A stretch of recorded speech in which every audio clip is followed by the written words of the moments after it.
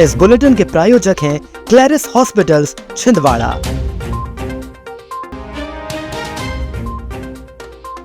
7 माह बाद पटरी पर दौड़ेगी रीवा इतवारी एक्सप्रेस।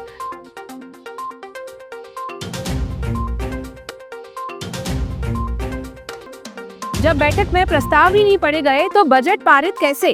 कांग्रेस। एक राष्ट्र एक चुनाव लोकतंत्र को मजबूत करेगा, रोहित आर्य।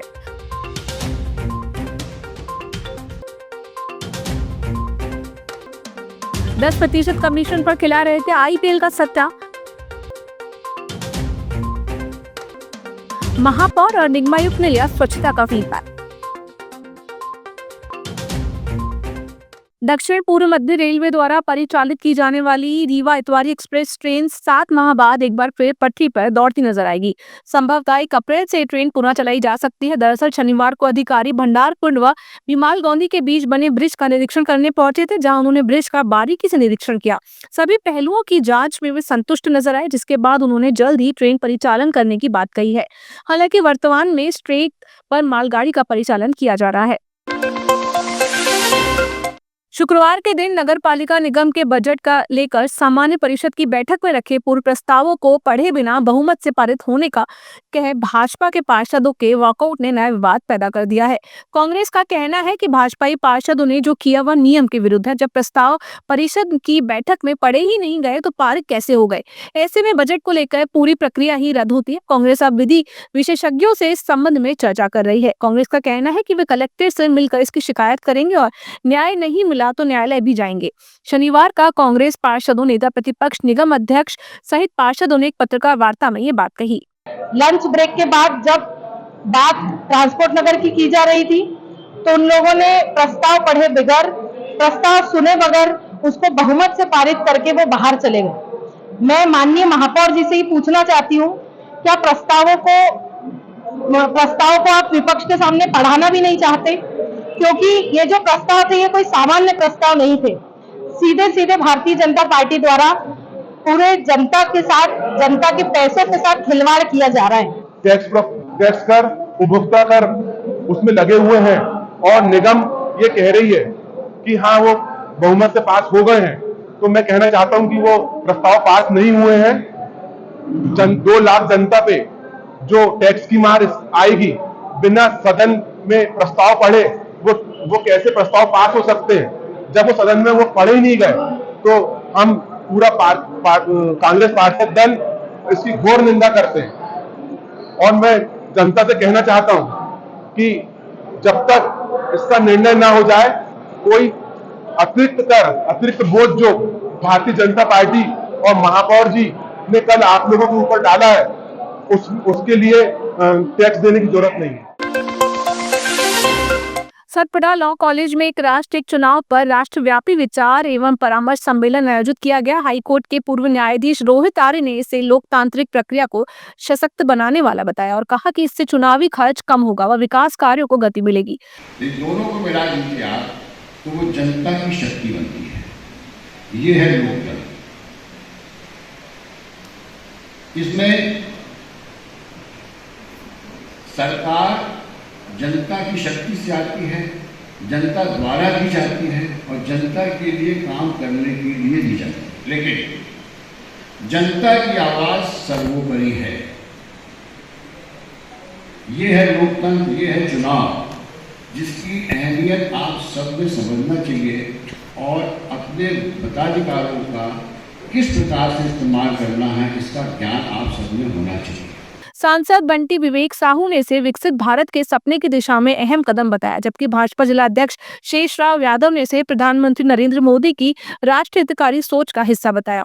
सम्मेलन में जनप्रतिनिधियों, अधिवक्ताओं, शिक्षकों सहित बड़ी संख्या में लोग उपस्थित रहे। वक्ताओं ने एक राष्ट्र एक चुनाव के लाभों पर चर्चा करते हुए इसे भारत की लोकतांत्रिक प्रक्रिया में नई ऊर्जा देने वाला कदम बताया। देश के विकास के लिए 90 वर्षों से जो ग्रहण लगा था, वो ग्रहण अब छटने वाला।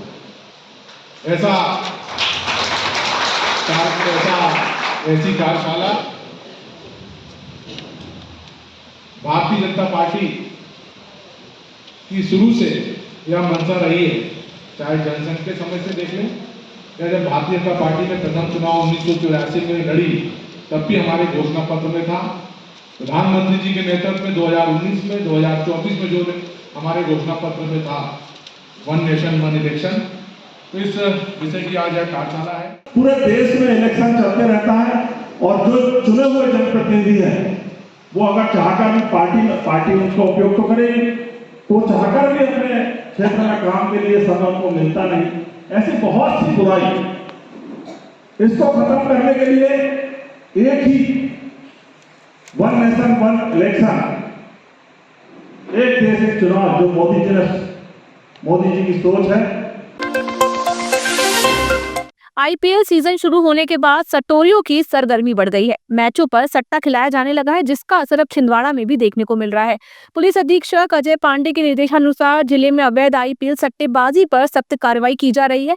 इसी कड़ी में अतिरिक्त पुलिस अधीक्षक आयुष गुप्ता एवं नगर पुलिस अधीक्षक अजय राणा के मार्गदर्शन में कुंडीपुरा थाना प्रभारी मनोज बघेल के नेतृत्व में पुलिस टीम ने बड़ी कार्रवाई करते हुए आईपीएल सट्टे के खाईबाज सौरभ अरोरा निवासी श्रीवास्तव कॉलोनी और खापाबाट निवासी शिवम बखड़े को आईपीएल का सट्टा खिलाते हुए गिरफ्तार किया है। तो ये गांधीगंज के आसपास ये बिठाकर गेमिंग खिला रहे थे, जिसका जब इनका मोबाइल लिया गया, इनके पास से 4 मोबाइल जब्त हुए और इनके मोबाइल में एक वेबसाइट है दुबई एक्सचेंज x.live, इस तरह की एक वेबसाइट है जिसपे गेमिंग का सारा हिसाब किताब मिला है। इन्हीं के पूछताछ पे इन्होंने एक अन्य व्यक्ति के बारे में बताया है, जिसके माध्यम से ये लोग आईडी लेते थे और आगे सप्लाई कर देते। अभी उस बारे में पूछताछ जारी है और उसमें आगे जैसे भी लगा आगे कार्रवाई की जाएगी। स्वच्छता सर्वेक्षण 2024 के अंतर्गत नगर पालिका निगम छिंदवाड़ा को नंबर 1 बनाने के लिए नगर निगम द्वारा अधिक से अधिक फीडबैक कराया जा रहा है। इसी क्रम में नगर निगम छिंदवाड़ा के महापौर विक्रम अहके एवं निगम आयुक्त चंद्र प्रकाश राय नागपुर रोड स्थित हुंडई कार के शोरूम पहुंचे। यहां पर उपस्थित सभी नागरिकों का फीडबैक महापौर एवं निगमायुक्त द्वारा कराया गया। इसके साथ ही महापौर विक्रम अहके ने सभी नागरिकों से सकारात्मक फीडबैक देने की अपील की है। परासिया बार एसोसिएशन के चुनाव में विजयी अधिवक्ताओं के सम्मान में ब्लॉक कांग्रेस कमेटी परासिया द्वारा सम्मान समारोह आयोजित किया गया। जिला कांग्रेस अध्यक्ष विश्वनाथ ओक्टे ने अधिवक्ताओं को शुभकामनाएं देते हुए कहा कि वे न्यायिक प्रक्रिया का अभिन्न अंग हैं और समाज में न्याय दिलाने में अहम भूमिका निभाते हैं। इस अवसर पर कांग्रेस पदाधिकारियों और कार्यकर्ताओं ने विजयी अधिवक्ताओं का शॉल, श्रीफल व स्मृति चिन्ह भेंट कर सम्मान किया। समारोह में परासिया बार एसोसिएशन के निर्वाचित अध्यक्ष श्याम साहू, उपाध्यक्ष अशोक मालवी सहित कई अधिवक्ता उपस्थित रहे। सब मिलकर देश किधर जा रहा है, हमारा जिला किधर जा रहा है, हमारा गांव किधर जा रहा है, हमारा क्षेत्र कहाँ जा रहा है, इसकी दिशा, इसका संदेश आप लोगों ने इस चुनाव के माध्यम से दिए हैं। अभी आप सब जानते हैं कि देश में इस समय बाबा साहब अम्बेडकर जी के द्वारा रचित संविधान की किस प्रकार अवहेलना की जा रही है, किस प्रकार उसकी धज्जियाँ भारतीय जनता पार्टी के द्वारा उड़ाई जा रही है और किस प्रकार आज देश में जो अराजकता का वातावरण बन रहा है, उसकी रक्षा करने का काम हमारे कांग्रेस के जाबाज साथी अधिवक्ता संघ के सिपाहियों ने आज ये संदेश दिया है परासिया के माध्यम से कि यहाँ के अधिवक्ता संघ और कांग्रेस के साथी संविधान की रक्षा के लिए माननीय कमलनाथ जी, माननीय नकुलनाथ जी और कांग्रेस के साथ मिलकर पूरे जिले में एक वातावरण बनाकर एक संदेश दिए, एक मैसेज दिए। मैं धन्यवाद दूंगा यहाँ के साथियों, हमारी मातृशक्तियों को, जिन्होंने बेचारों ने रात दिन मेहनत करी। हम नहीं भी गए, उसके बाद भी हमारे विषय में जगह जगह चर्चा होती रही। मैं नमन करता हूँ अपनी मातृशक्ति को, हृदय से आपका धन्यवाद अदा करता हूँ। और अक्सर ये सुनने में आया कि जिस घर में बहन बेटियाँ अपने बड़ों का साथ देने लगे, वो घर अपने आप स्वर्ग बन जाता है। हमारा अधिवक्ता परिवार आपका सदैव ऋणी रहेगा। आने वाले 2 वर्षों में बहुत सारी चीज़ों की हमें आवश्यकता पड़ने वाली है। छिंदवाड़ा में अभिभावकों की जरूरतों के मुताबिक पुस्तकें और ड्रेसें उचित दाम पर उपलब्ध कराने के लिए प्रशासन के निर्देश पर पुस्तक मेले का आयोजन किया गया था, जिसका समापन शनिवार को हो गया। एमएलबी स्कूल में लगे इस मेले में 3 दिनों तक शहर के सभी प्रमुख पुस्तक विक्रेता और स्कूल ड्रेस, बैग आदि के दुकानदारों ने स्टॉल लगाया। इन स्टॉलों पर कुछ अभिभावकों को तो उनकी जरूरत के अनुसार पुस्तकें मिल गई, लेकिन अधिकांश ऐसे भी रहे जिन्हें सभी पुस्तकें नहीं मिल पाई। दुकानदारों ने उन्हें ये कहकर निराश कर दिया कि सप्ताह भर के बाद दुकान से उक्त पुस्तकें हासिल कर सकते हैं, लेकिन उस दौरान अभिभावकों को मेले में मिलने वाली छूट का फायदा नहीं मिलेगा। आगामी त्योहारों को मद्देनजर रखते हुए छिंदवाड़ा पुलिस ने शनिवार को पुलिस लाइन में बलवा परेड का आयोजन किया। इस परेड का नेतृत्व पुलिस अधीक्षक अजय पांडे और अतिरिक्त पुलिस अधीक्षक आयुष गुप्ता ने किया। इस अभ्यास में जवानों को अश्रु गैस सेल चलाने, उपद्रवियों से निपटने की रणनीति और आत्मरक्षा के प्रशिक्षण दिए गए। पुलिस अधिकारियों ने कानून व्यवस्था बनाए रखने के लिए आवश्यक दिशा निर्देश दिए और आमजन से शांति बनाए रखने एवं सहयोग की अपील की।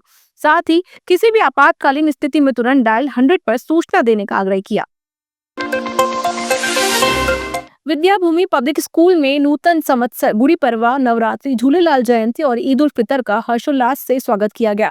विद्यालय में चारों ओर उत्सव की खुशियां बिखर रही। प्रबंधन ने सभी छात्र छात्राओं को नववर्ष और समस्त पर्वों की शुभकामनाएं दी। कार्यक्रम में बच्चों ने उत्साहपूर्वक भाग लिया और सांस्कृतिक प्रस्तुतियां भी दी गयी। जिला राजपूत क्षत्रिय सभा एवं करनी सेना परिवार ने राष्ट्रपति द्रौपदी मुर्मू के नाम ज्ञापन सौंपते हुए समाजवादी पार्टी के सांसद असुद्दीन ओवैसी द्वारा राणा सांगा पर की गई अभद्र टिप्पणी के खिलाफ कड़ी आपराधिक कार्रवाई की मांग की है।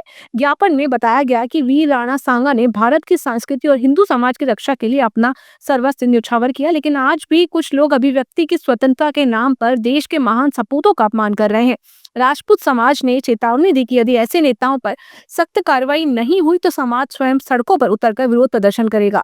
इस अवसर पर जिला राजपूत क्षत्रिय सभा के सचिव रवि चंदेल, अध्यक्ष राजेश सिंह बैंस और संभागीय अध्यक्ष अरुण प्रताप सिंह सहित राजपूत समाज के लोग उपस्थित रहे।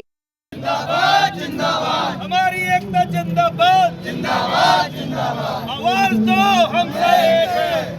मैं इस देश की सरकार से चेतावनी देना चाहता हूं कि ऐसे गद्दारों का, असुद्दीन ओवैसी, अबू आजमी, रामजी लाल सुमन जैसे गद्दारों का, जिनकी निष्ठा इस हिंदुस्तान में नहीं है, उनके खिलाफ कड़ी से कड़ी आपराधिक कार्रवाई की जाए।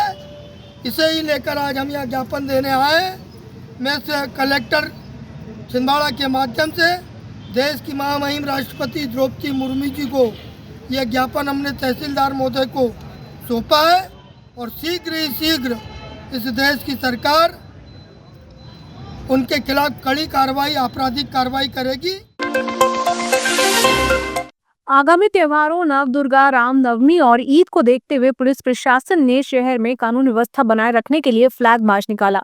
एसपी अजय पांडे और एएसपी आयुष गुप्ता के नेतृत्व में मार्च संवेदनशील इलाकों से गुजरा। पुलिस बल ने आम जन को सुरक्षा का भरोसा दिलाते हुए अफवाहों से बचने और शांति बनाए रखने की अपील की। प्रशासन ने स्पष्ट किया कि किसी भी असामाजिक गतिविधि को बर्दाश्त नहीं किया जाएगा।